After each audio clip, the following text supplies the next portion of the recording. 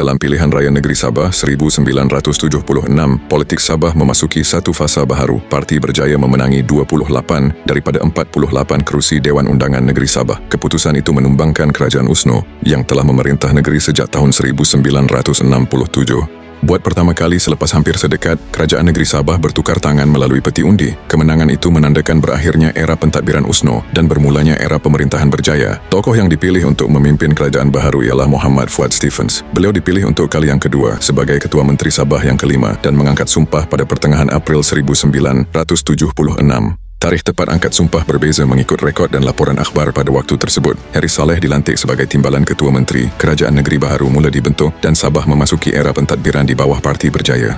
Pada hari-hari awal pembentukan kerajaan baharu, tumpuan diberikan kepada usaha menyusun semula pentadbiran negeri. Kabinet mula dibentuk, struktur pentadbiran diperhalusi dan perancangan dasar digerakkan secara berperingkat. Dalam tempoh ini, harapan rakyat berada pada tahap yang tinggi. Ramai menjangkakan berlakunya perubahan ketara dalam urus tadbir negeri, pengurusan hasil, serta hala tuju pentadbiran Sabah di bawah kepimpinan baharu. Namun tempoh Muhammad Fuad Stephens sebagai Ketua Menteri Sabah yang kelima amat singkat. Beliau memegang jawatan sekitar 7 hingga 8 minggu sahaja. Dalam tempoh yang pendek itu, kerajaan baharu masih berada pada peringkat awal membina asas pentadbiran. Banyak perancangan besar belum sempat dilaksanakan sepenuhnya. Pada 6 Jun 1976, Muhammad Fuad Stephens menaiki sebuah pesawat Sabah Air jenis Gulf Nomad dari Labuan menuju ke kota Kinabalu.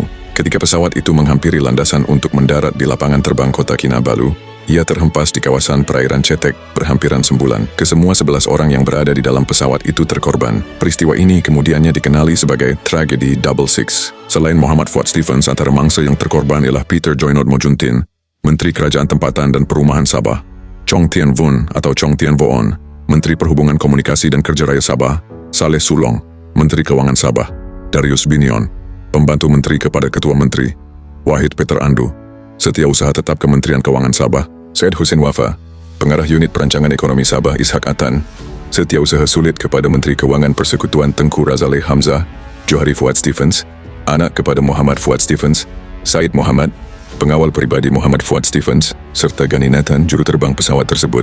Kematian Muhammad Fuad Stephens telah menamatkan tempoh beliau sebagai Ketua Menteri Sabah yang kelima secara tiba-tiba. Sejurus selepas tragedi tersebut, Harris Saleh mengambil alih jawatan sebagai Ketua Menteri Sabah. Pentadbiran negeri kemudiannya diteruskan di bawah kepimpinan baharu, dengan Kerajaan Berjaya meneruskan perjalanan pentadbiran Sabah selepas peristiwa itu. Muhammad Fuad Stephens memerintah sebagai Ketua Menteri Sabah yang kelima dalam tempoh yang sangat singkat. Walaupun singkat, tempoh tersebut berlaku pada saat yang amat penting dalam sejarah politik Sabah. Beliau memimpin kerajaan baharu di bawah Parti Berjaya sebelum pemerintahannya terhenti secara mendadak pada 6 Jun 1976.